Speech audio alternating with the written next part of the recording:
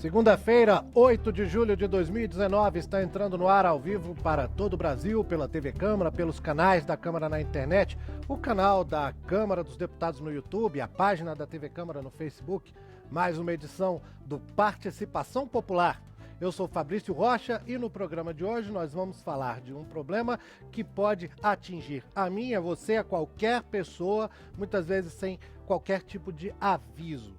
A demência na terceira idade é um problema bastante comum e crescente. Existem previsões de que até 2050 haverá no Brasil 7 milhões de pessoas com problemas que levam à perda da capacidade cognitiva, a capacidade de reconhecer as pessoas, de se orientar, de conseguir falar, comer sozinho. E o Brasil tem se preparado para cuidar dessas pessoas. Essas pessoas incluem você, viu? Por isso que esse assunto é importante, por isso que nós estamos discutindo aqui no Participação Popular e trouxemos para falar desse assunto o Paulo Fernando Melo da Costa, que é do Ministério da Mulher, Família e Direitos Humanos. Paulo, você é advogado, né? E lá você é o secretário adjunto da Secretaria da Terceira Idade. Idoso adjunto. É um nome enorme. Como é que é o nome da secretaria? É a Secretaria Nacional de Defesa e Promoção dos Direitos da Pessoa Idosa, do Ministério da Mulher, da Família e dos Direitos Humanos. Maravilha, Paulo. Mais uma vez, bem-vindo ao Participação Popular. O Paulo já esteve aqui com a gente antes, né? Obrigado por aceitar o nosso convite. Nosso agradecimento também à assessoria de comunicação do Ministério que viabilizou a sua participação. Obrigado. E nós temos ainda a doutora Ingrid Faber, que é neurologista, integrante da Associação Brasileira de Neurologia, doutora em neurociências e especialista em doenças neuromusculares. Um currículo bem grande aí, né, Ingrid? Obrigada, boa tarde. Boa tarde a você, muito obrigado por atender ao nosso convite, por estar com a gente aqui. E claro, você sabe que esse programa se chama Participação Popular porque a gente conta com as suas dúvidas, as suas perguntas. Certamente esse assunto é daqueles que desperta a curiosidade, porque todo mundo, como eu disse, pode passar por um problema desse, ou pode ter alguém na família com um problema de demência, aquela história que antigamente as pessoas falavam, ficou velho, ficou gagá, e na verdade hoje a ciência já explica que existem causas para isso. Ligue pra gente, 0800 619 619, a ligação é gratuita de qualquer telefone do Brasil. Você pode mandar também um e-mail, nosso endereço é participaçãopopular@câmara.leg.br. Tudo junto, uma palavra só, não tem espaço, não tem cedilha, não tem tio, participaçãopopular@câmara.leg.br. Você pode deixar também uma mensagem no Twitter, é só você escrever no seu texto ali do seu tweet o nome de usuário @TV Câmara, tudo junto, sem o circunflexo, sem espaço, @TV Câmara, que a nossa produção vai encaminhar pra gente. Se você estiver com o celular na mão assistindo o programa, mande pra gente uma mensagem pelo WhatsApp. Salva aí o número na agenda, fica facinho, 61 99620 2573. Vou repetir, 61 99620 2573. Se você estiver acompanhando o programa pela página da TV Câmara no Facebook, você pode compartilhar, pode curtir, deixar ali a sua pergunta, a sua opinião também sobre o assunto. E se você estiver vendo Participação Popular ao vivo no YouTube, nesse início de tarde de segunda-feira, durante a transmissão fica aberto aquele canal de bate-papo do YouTube, você pode deixar também ali a sua mensagem. Então, você não perde nada acompanhando o programa pela internet e a gente também não perde a sua participação, que é tão importante. Daqui a pouco a gente vai também ao centro de Brasília, né? Que o nosso repórter Marcelo Westphalen tá lá. Por enquanto ainda não tem nenhum entrevistado, ele vai dar um tempo, daqui a pouco ele aparece aqui com a gente e o que você mandar pra gente vai se juntar ao que as pessoas que estão passando no centro de Brasília vão trazer para o nosso debate. A nossa equipe gostaria de fazer uma dedicatória especial desse programa do dia 8 de julho de 2019. Claro, a João Gilberto, não teria como deixar de lembrar o grande gênio da Bossa Nova, um dos músicos mais influentes do século XX. E Vida que se renova, fica também uma homenagem para o Guto Cunha, o filho do nosso colega Paulo José Cunha, que nasceu no sábado, dia 6 de julho também. Muito bem-vindo ao mundo, Guto. Beijão para os papais, para o Paulo José, para a Angélica, de toda a nossa equipe aqui do Participação Popular. Vamos começar esse papo de hoje com alguns números que eu tenho aqui, a nossa produção levantou. 1.700.000 pessoas vivem com demência no Brasil, com alguma causa qualquer. segundo o Dr. Ricardo Nitrini, da USP, né, a Universidade de São Paulo, mas 77% dos casos não são diagnosticados.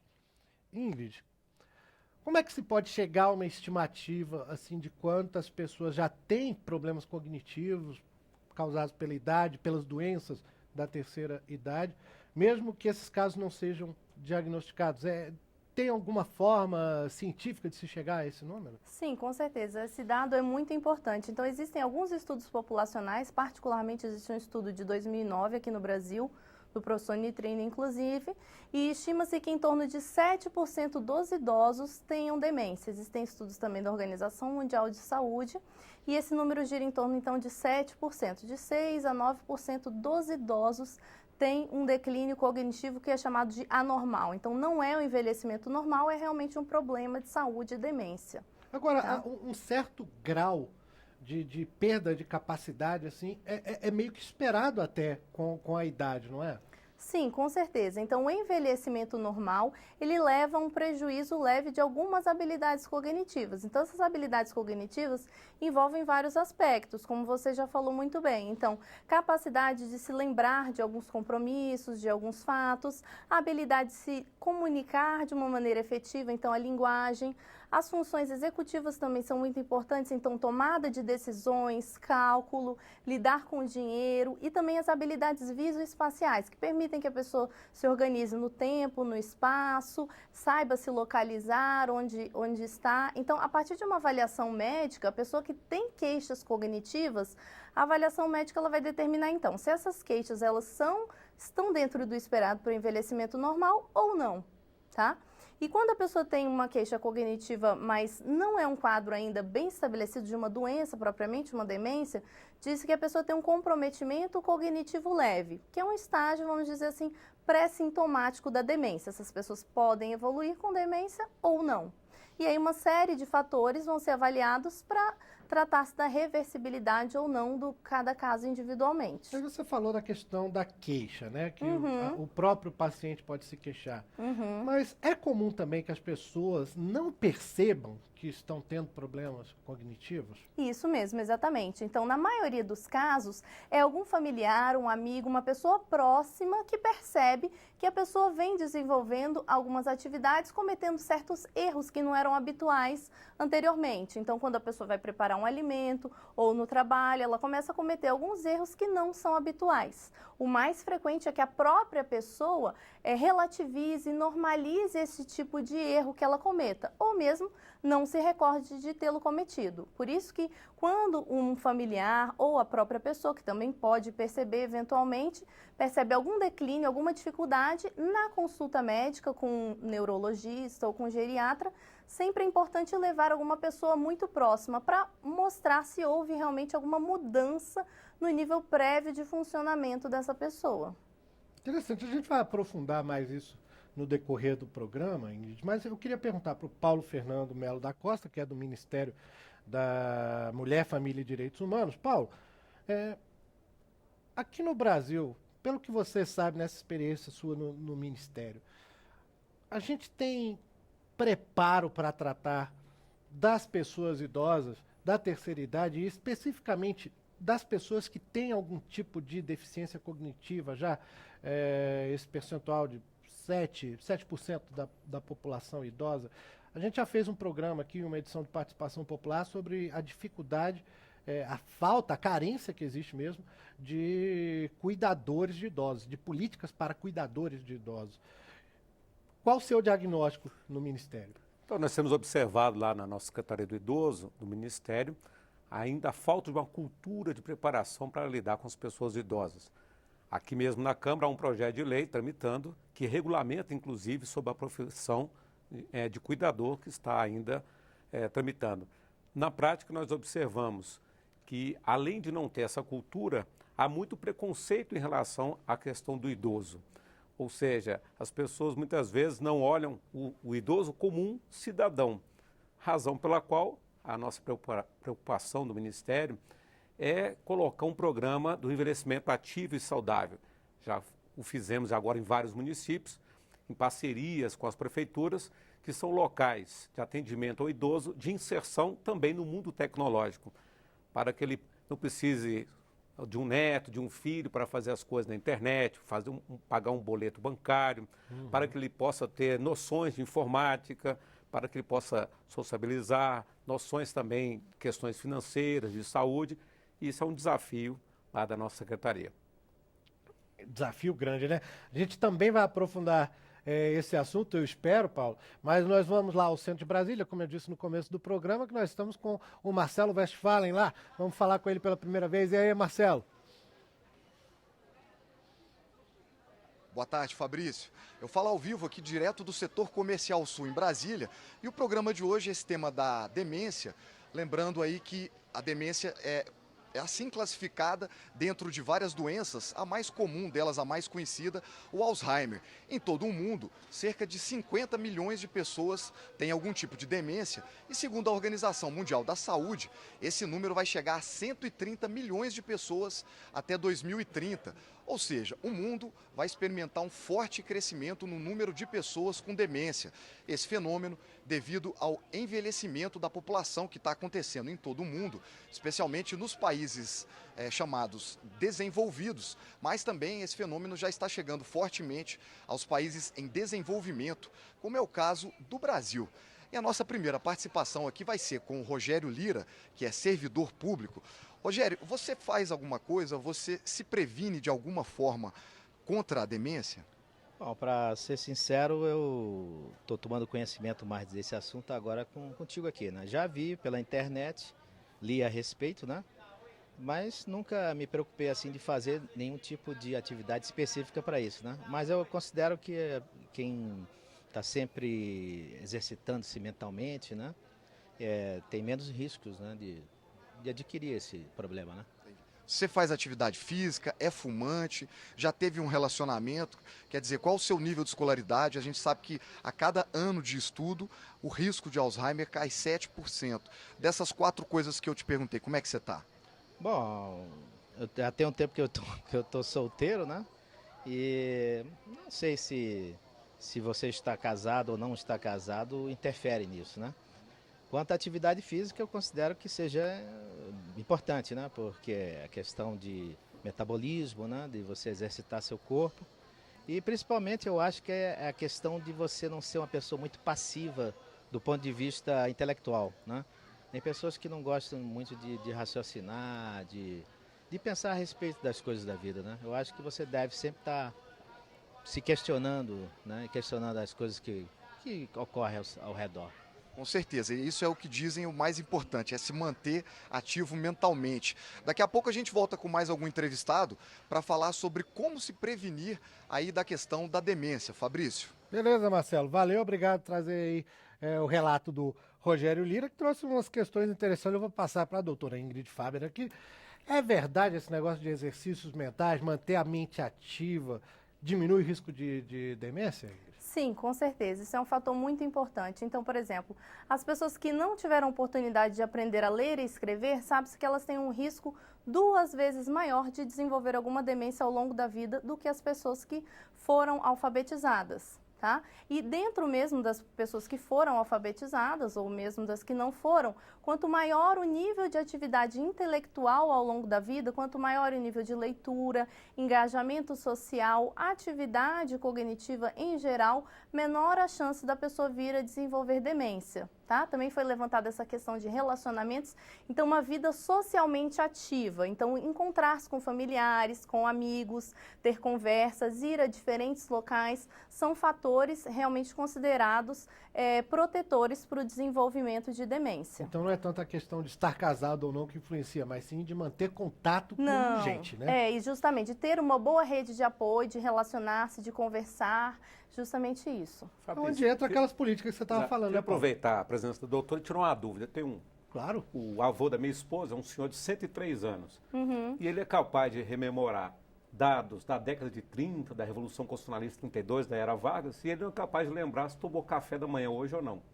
Não é capaz? Não. Ah, entendi. E lembra tudo da década de 30. Essa memória de curto prazo, essa perda dessa memória de curto prazo, É algo a se preocupar, porque também é uma coisa meio comum, né, de acontecer. Sim, a memória de curto prazo ela é mais vulnerável ao envelhecimento normal, ela também é mais vulnerável na demência. Então, em vários processos que levam a uma alteração do funcionamento do cérebro, a perda da memória de curto prazo ela é mais afetada, enquanto que a memória mais distante, de fatos mais antigos, ela é preservada. Isso não é específico para nenhuma condição. Aí precisa-se de outros Pode ser natural, dados. né, também. Eventualmente Pela própria pode idade. ser, mas não se recordar, por exemplo, de fatos do cotidiano que a própria pessoa executou, por exemplo, o que ela tomou no café da manhã, com quem ela encontrou, realmente isso não faz parte do envelhecimento normal. Já é um sinal de alarme que precisa ser melhor avaliado numa consulta. Agora tem uma coisa que a gente levantou na pesquisa aqui para o programa, Ingrid, que assim, a perda de memória, segundo algumas pesquisas, é uma coisa que só se percebe quando já há mais ou menos 10 anos de avanço de um processo de perda, de alguma doença, de alguma coisa assim. O que existe de sintoma que pode ser observado, que pode ser visto, ainda há tempo de se fazer alguma coisa? Bom, isso realmente é um grande problema. Então, no caso da doença de Alzheimer, que é responsável por cerca de 60% a 70% dos casos de demência, já existem alterações no funcionamento cerebral, e isso a gente tem por estudos anatomopatológicos, então estudo do cérebro, né, de pessoas que já faleceram, e outros tipos de pesquisa. Já se sabe que justamente quando a pessoa começa a desenvolver os primeiros sinais e sintomas da doença, o processo da doença nos neurônios já está acontecendo há pelo menos 10 anos. Em relação a sintomas precoces, não existe muito um sinal de alarme que possa ocorrer antes da pessoa desenvolver demência. Infelizmente, por enquanto, a gente não tem isso. E as próprias causas também não são muito claras, né? Pelo menos para várias das doenças, Alzheimer mesmo, não tem uma causa muito definida. Pode acontecer com qualquer um de nós, né? Sim, justamente, pode acontecer com qualquer pessoa. O Alzheimer é uma doença multifatorial, então vários fatores contribuem em cada pessoa para chegar-se ao processo da doença. O principal fator de risco, então, o que exerce maior efeito, é justamente a idade. Então, se você pegar, por exemplo, uma população de 65 anos de idade, o Alzheimer ele vai ocorrer em 1 a cada 1.000 pessoas. Então, não é muito frequente. Quando você já está avaliando pessoas com 85 anos, já é extremamente frequente. 1 a cada 5 pessoas com 85 anos, aproximadamente, vão ter Alzheimer. Então, o fator de risco mais importante é a idade. E existem os outros fatores também, como já foi lembrado inicialmente aí na entrevista no centro de Brasília, que são modificáveis, né? Onde a gente pode atuar visando diminuir as nossas chances de desenvolver Alzheimer. Fiz uma pergunta para ela, eu vejo muita propaganda na televisão. Tome ômega 3 assim, assado. Será que isso efetivamente tem algum efeito? Em relação a suplementos alimentares, já foram desenvolvidos diversos estudos, mas nenhum comprovadamente verificou uma diminuição do risco de demência, nenhum suplemento alimentar especificamente. Ou seja, tem o ginkgo biloba, por exemplo, que ainda se fala, né, como uma coisa... Não tem nada que prove realmente. Não, né, também não tem uma comprovação científica, né? O que a gente tem de dados mais consistentes é a relação à alimentação. Então, uma alimentação saudável, que também acaba por prevenir outras doenças, né? Como doenças cardiovasculares, câncer, elas também diminuem o risco de demência, né? E aí, mais especificamente, aquela dieta mediterrânea mais estudada. Mas uma alimentação saudável, em geral, ela diminui o risco de demências. Bom, chegando algumas perguntas para a gente, o pessoal está curioso com essa questão da saúde mesmo. O Paulo Henrique Sampaio de Albuquerque, de Recife, pergunta: minha prima tem 53 anos e lúpus. Ela pode desenvolver esse tipo de problema no futuro? E o Márcio Meira Maragi, de Pernambuco, também pergunta: o autismo, a pessoa que é autista, tem efeito de demência? Então, influência de lúpus e autismo em demência existe ou não? A princípio, não existe uma influência direta. Então, qualquer pessoa com doença crônica, ela acaba por ser um pouco menos ativa fisicamente, muitas vezes. Ela pode apresentar algumas comorbidades. Então, em relação ao lúpus, a pessoa pode ter alterações metabólicas, alterações no sangue, que podem predispor a algumas disfunções no cérebro. Então, existem várias alterações no cérebro específicas que podem ocorrer em algumas pessoas com lúpus. E isso, eventualmente, pode culminar com uma demência, mas não é um fator de risco para demência ou lúpus. tá? Certo. O Vamos de novo. autismo, em relação ao Sim, autismo, claro, né, é uma sim. condição do desenvolvimento, né, um desenvolvimento que tem determinadas peculiaridades e também, de novo, tem outras causas, mas a princípio não tem um risco aumentado nas pessoas que têm autismo de desenvolver demência no futuro. Nunca se tá? estabeleceu uma relação aí, né? Uma condição assim que é muito associada ao Alzheimer, por exemplo, as pessoas que têm síndrome de Down, elas têm uma frequência muito elevada de doença de Alzheimer, por exemplo, em idades mais precoces, né, e já a partir dos 40 anos de idade, por exemplo. Certo. Vamos de novo ao centro de Brasília. Marcelo West estava chamando a gente. Marcelo, contigo. Fabrício, nós vamos falar agora com a Maria Aparecida, ela vai trazer para a gente um depoimento. Maria, você conhece alguém que tem algum tipo de demência? Conheço, eu tenho uma vizinha que ela tem Alzheimer. E como é que era o comportamento dela no dia a dia? Olha, o dia a dia dela se parecia normal, até que um dia a família viu que ela fez um xixi na cama. Aí, desse momento, se preocuparam, né? Porque ela fez xixi na cama e começou a falar algumas coisas diferentes. Aí foram verificar, né? Se preocuparam e tudo, e foram levá-la ao médico. Aí constatou a doença, mas ela não reconhecia os filhos, não reconhecia o esposo. Tinha vez que ela levantava, estava ótima, mas no fim da tarde ela já tinha uma queda, já não reconhecia mais ninguém. Ela mudava a idade dela, ela tinha a idade de 75 anos e ela já achava assim, que tinha 5 anos. A filha dela, que tinha 40, ela dizia que a filha dela era recém-nascida. A neta, que ia para o colégio, ela trocava tudo, dizia que era o neto. Então ela não reconhecia nada. Entendi. Você tem alguma preocupação com relação a essa questão da demência?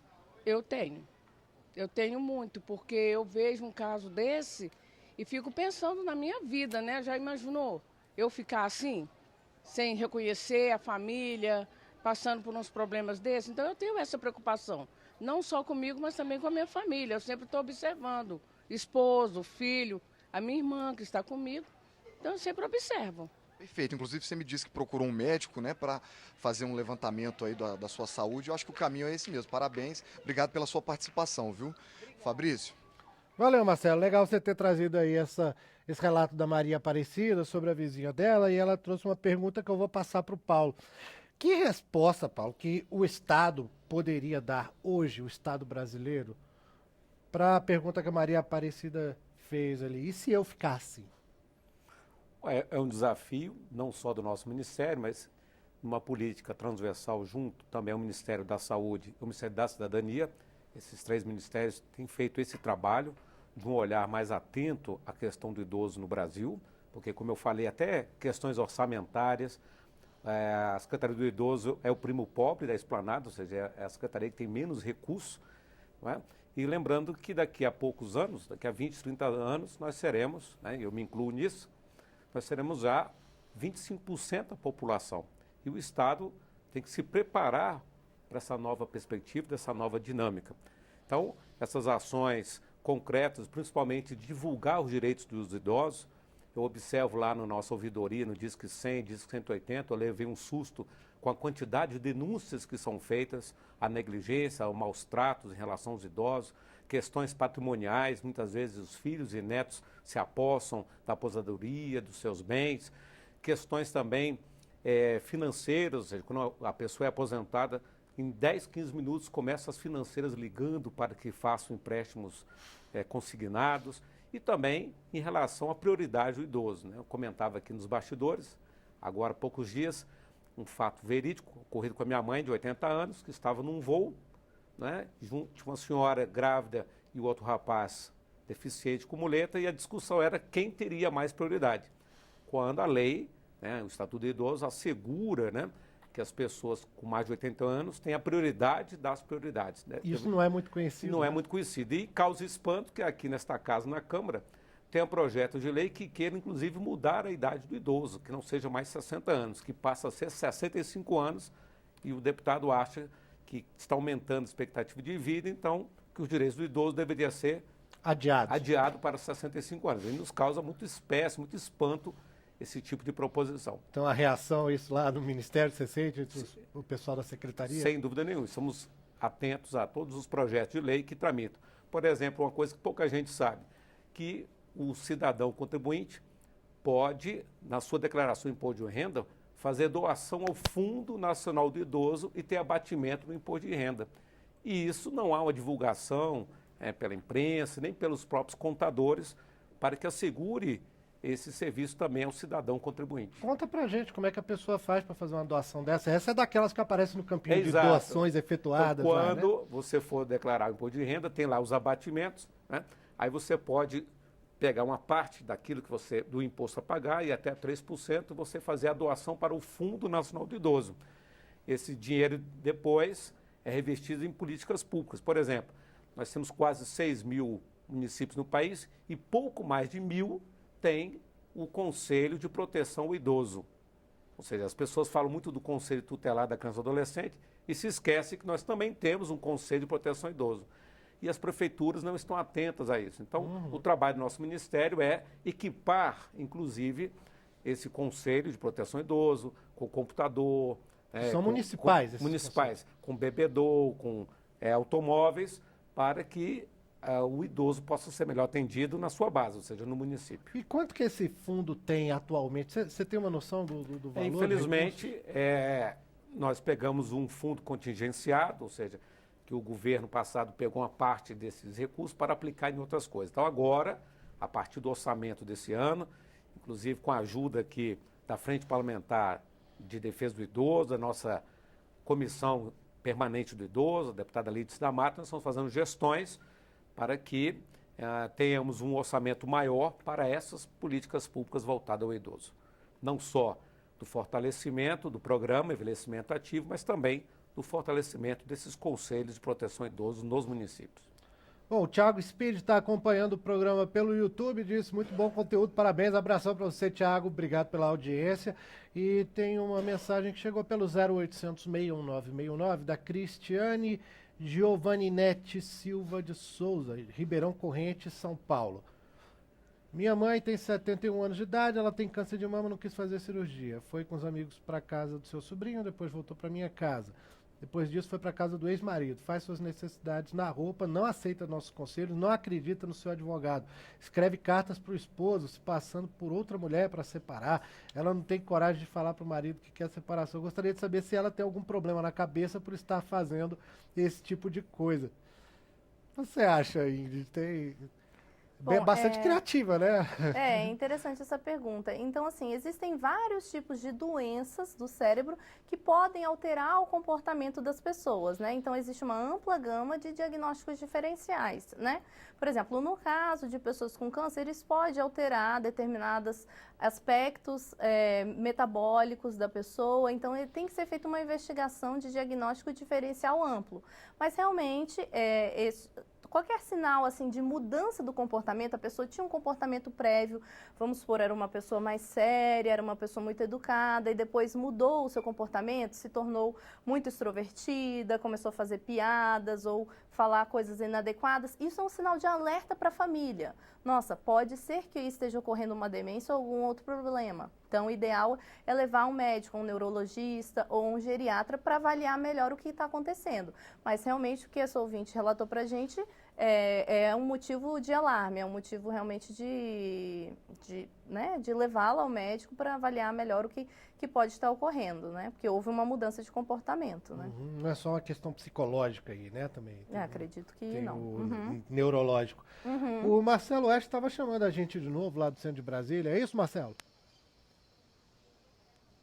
É isso, Fabrício. Conversando com as pessoas aqui no link, a impressão que a gente tem é que as pessoas não estão tão conectadas, não pensam tanto nesse problema da demência, mas muitas vezes, sem saber, elas tomam cuidados importantes que podem ajudar ou que podem reduzir as chances de que essa demência apareça aí nessas idades mais avançadas. Eu estou com o Lucas Evangelista, que é professor de História, tem 51 anos.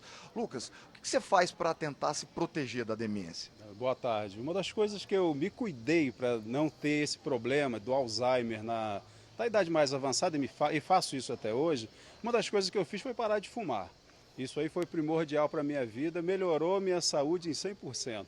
Uma outra coisa que eu aconselho muito as pessoas a fazerem é o hábito da leitura.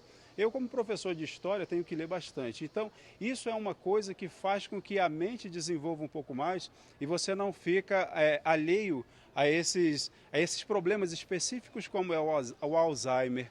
Uma outra coisa muito interessante de se fazer, e isso é bom que as pessoas saibam, é aquela palavra cruzada, aquelas cruzadinhas. Aquilo é um ótimo exercício de memória, ativa a sua memória, trabalha o seu psicológico e você consegue desenvolver tanto fala, tanto as ideias, né, e inibe esse problema de Alzheimer.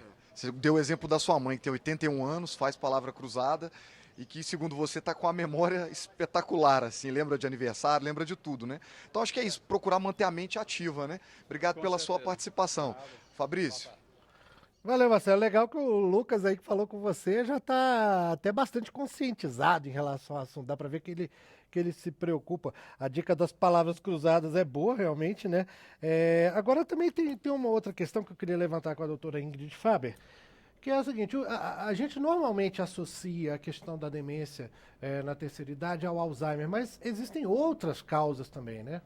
Sim, com certeza. Então, a doença de Alzheimer é a causa mais frequente. Existem outras causas de demências degenerativas, né? Então, a segunda mais frequente no idoso é uma doença chamada demência por corpúsculos de Levy, onde existe um comprometimento da memória, existe um comprometimento de habilidades visoespaciais. Esses pacientes frequentemente têm alucinações no início do quadro e têm algumas dificuldades relacionadas à motricidade. Podem apresentar tremor, lentificação dos movimentos. Essa é uma doença que é ligada a um endurecimento das células do cérebro, uma coisa assim? Eu já li algo a respeito. A demência por corpúsculos de Levy, ela é intimamente ligada à doença de Parkinson, né? Que ela é caracterizada por uma bradicinesia, que é uma lentificação dos movimentos, uma rigidez e também, em alguns casos, podem apresentar tremor. Então, de um lado, existem pacientes que podem apresentar só os sintomas motores e existem outros pacientes que podem apresentar predominantemente os sintomas cognitivos. Os pacientes que começam a doença com sintomas cognitivos são aqueles que a gente chama de demência por corpúsculos de Levy, que são alterações nos neurônios, um acúmulo tóxico desses corpúsculos que leva ao problema. Então, uma doença intimamente ligada à doença de Parkinson. O diagnóstico também é um pouco complicado desse tipo de doença, né? Há cerca de um ano eu estava pessoalmente lutando com isso por causa do meu pai, que veio a falecer em agosto. E a gente não sabia, eu acho até o neurologista também estava meio perdido. Havia alguns sintomas assim de Alzheimer, o diagnóstico inicialmente era de Alzheimer e depois ele veio a ter um AVC e as coisas passaram a indicar talvez um problema com os chamados AIT, né, que são aqueles ataques isquêmicos transitórios, são mini AVCs, né? Isso também é uma coisa comum de acontecer, né? Isso é um outro fator de risco muito importante. São doenças cerebrovascular ou acidente vascular cerebral, são fatores de risco para declínio cognitivo, tanto para o Alzheimer quanto para a chamada demência vascular, que é aquela perda da memória e das habilidades cognitivas relacionadas a pequenas isquemias cerebrais, a pequenos AVCs, né? Então, o ouvinte que participou agora há pouco falou, parei de fumar como prevenção para a demência, né?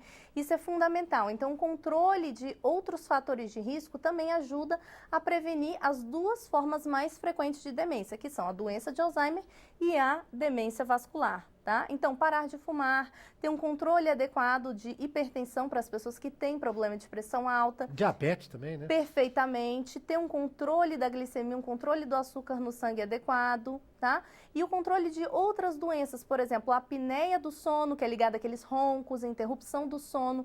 O tratamento adequado da apneia do sono é um fator importante para você prevenir o desenvolvimento de demência e uma série de outros fatores. Então, por exemplo, uma coisa que a gente não pensa inicialmente poderia estar ligado, mas quando a pessoa tem um problema de surdez, o idoso que não escuta adequadamente, que não é oferecido a ele um tratamento adequado com aparelho auditivo ou outro tipo de tratamento que vai resolver esse problema de surdez, ele tem um risco aumentado também de desenvolver demência. Então, o fato de ficar Mas muitos porque anos... pela surdez em si, não como se sabia causa, ou a surdez exatamente. é uma consequência que pode indicar já... Acredita-se que o fato da pessoa ficar sem aquele estímulo auditivo por um período prolongado faça com que o declínio cognitivo seja mais frequente. Então, vai na linha daquilo que a gente vinha falando, de estimular as suas capacidades cognitivas, estimular a sua mente, né? Ter hábito de leitura, né? Conversar com as pessoas. Então, a pessoa que é deficiente auditiva, ela acaba ficando privada desses estímulos, né? Então, a surdez na terceira idade é um fator de risco também para a perda da habilidade cognitiva, para a demência, e que muitas vezes tem tratamento. A gente vê que algumas pessoas, ao ficarem idosas, ficam com, não exatamente surdez, mas uma dificuldade de compreensão. Né? Até de reconhecimento de música também, da musicalidade, mas também de compreender a palavra escrita, que é a palavra escrita ou falada, isso é uma... Normalmente é atribuído à área occipital ali do cérebro, temporal, né? A parte mais de trás, assim. Isso também pode ser um indicativo de algo cumulativo ali acontecendo, que a pessoa tem que se preocupar. Isso pode ser um sinal de alarme para um comprometimento cognitivo leve, que pode vir a evoluir para uma demência no futuro, por exemplo. Então, nem sempre a demência começa com uma perda da memória. Justamente, ela pode começar com alterações de comportamento, ela pode começar com disfunções visoespaciais, que justamente estão relacionadas à disfunção dessa região occipital. Então, uma dificuldade de reconhecer determinados objetos, uma dificuldade de se orientar em determinados espaços, seja a pé ou dirigindo, né? A demência ela também pode começar sem comprometimento da memória, mas com comprometimento das funções executivas. Então, o que é isso? A pessoa tem dificuldade para lidar com dinheiro, tem dificuldade para tomar decisões. Uma pessoa que tomava decisões pela família de uma maneira muito rápida e precisa, passa a ter dificuldade de tomar essas decisões. Então, são alguns sinais de alarme de que algo pode estar acontecendo com a cognição dessa pessoa.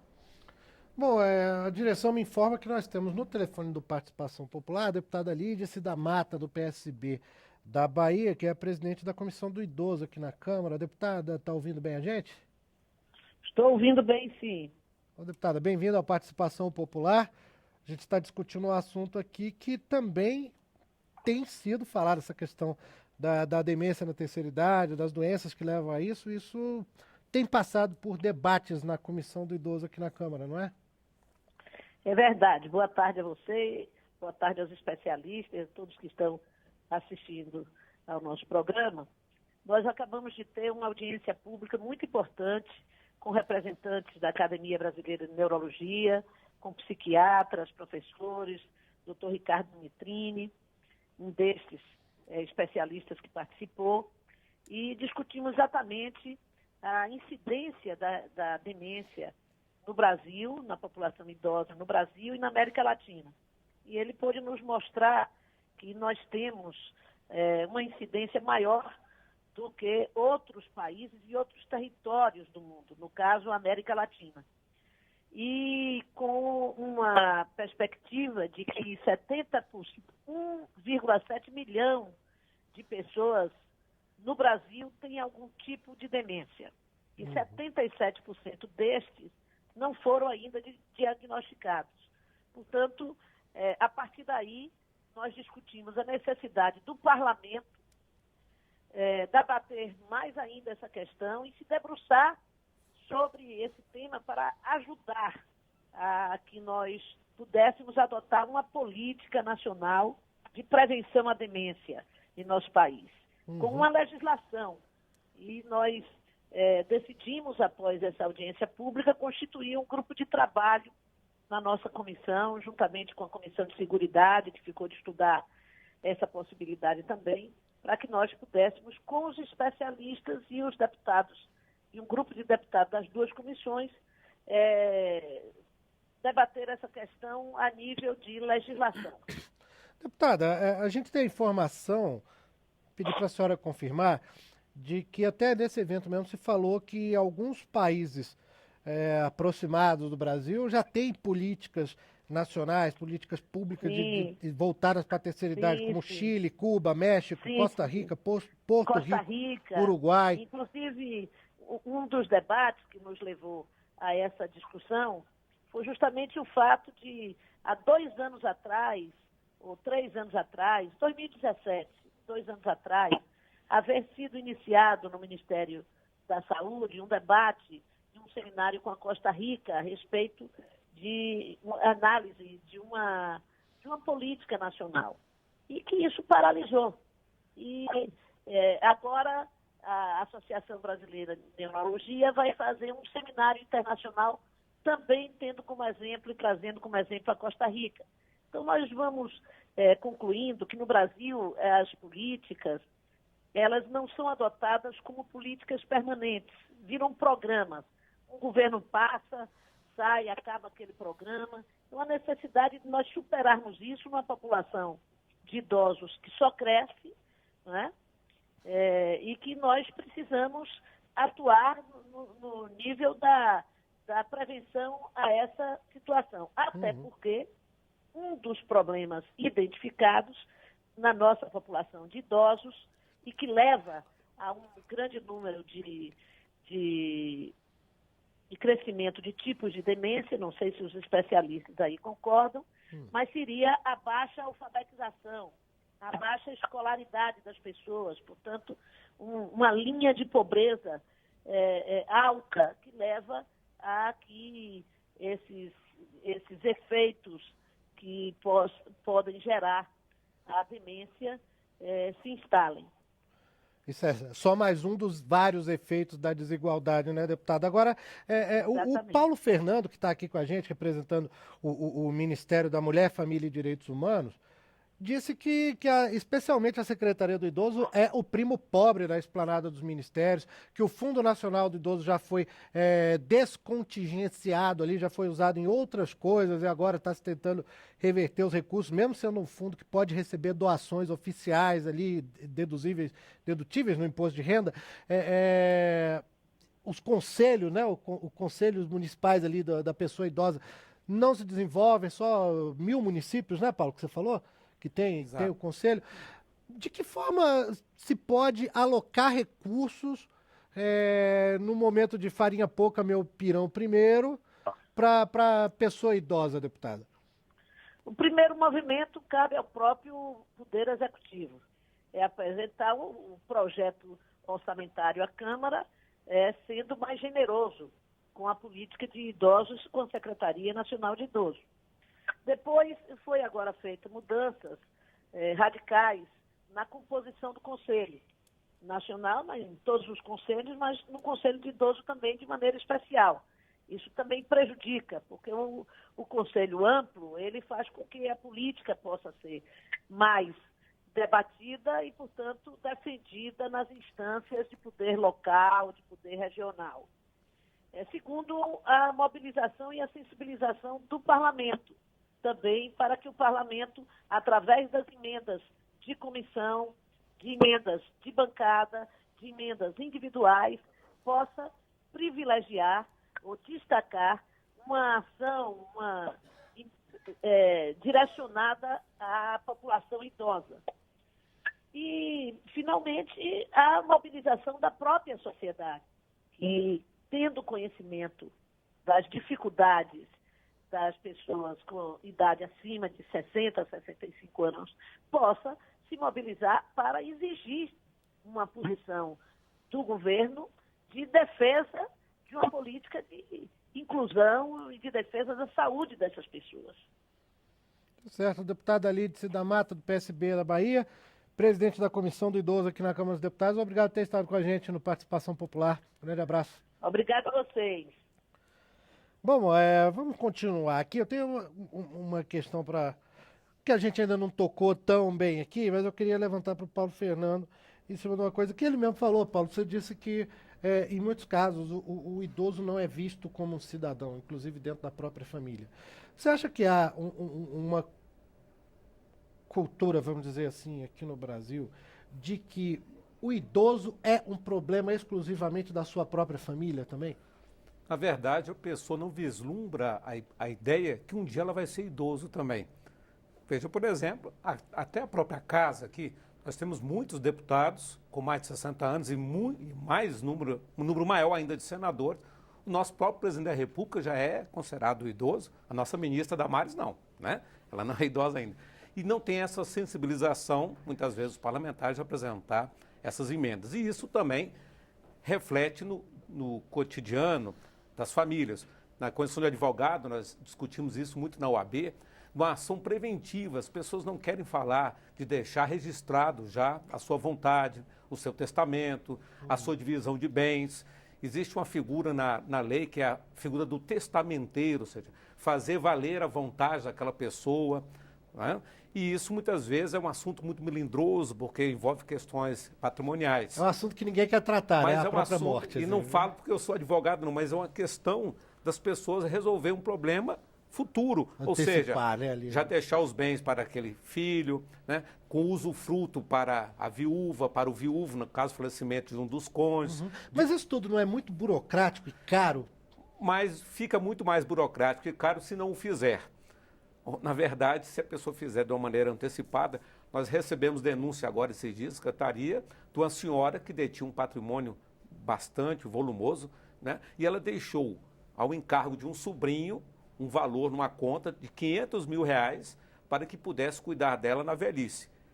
E o que esse sobrinho fez? A colocou no asilo, ficou com o dinheiro, e aí eu fui pesquisar nas redes sociais em relação a essa pessoa, e levei um susto que ele anunciou a venda da cadeira de rodas da tia.